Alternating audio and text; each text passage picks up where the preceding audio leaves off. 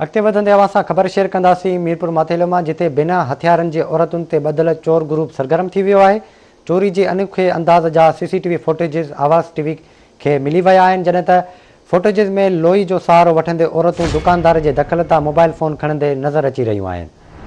ख़बर अवां ते पहुचायूं पिया मीरपुर माथेले मां, जितां बिना हथियारनि जे औरतुनि ते ॿधल चोर ग्रुप सरगर्म थी वियो आहे।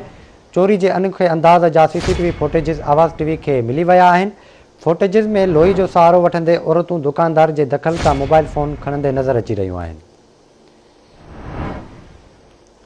तफ़सील मालूम कंदासीं मीरपुर माथेले मां। असां सां लाइन ते मौजूदु आहे आवाज़ न्यूज़ जो रिपोर्टर लतीफ़ वसीर। जी लतीफ़, छा अपडेट्स आहिनि? जी बिशारत, बिल्कुल मीरपुर माथेलो शहर में जो औरतन जो गिरूह है, टोलो है, चोरी कन था दुकान अंदर, पर ये बिना हथियारन जे ही सदागर औरतूं हैं दुकान से वही लोई दिखाए अगे लोई करे उनमें दुकान से कीमती जो सामान है, जैमें मोबाइल फोन है या पैसा वो चोरी कर दियूं। ये फुटेज आवाज़ TV के मौसूल थे उते टे औरतूं हैं दुकानदार का खैरात से घुरन थियूं, पर लोई अगों ॾेई करे उनमें जो कीमती मोबाइल है 70-70 हज़ार जो अड़ी तरह वो चोरी या फुटेज आवाज़ TV के मौसूल थे मीरपुर माथेलो शहर अंदर। खास तौर पे केतरा ही दुकानदार इन गिरूह जे वर गिरी विया आहिनि, केतरा ही मोबाइलूं पिण चोरी थियूं नी।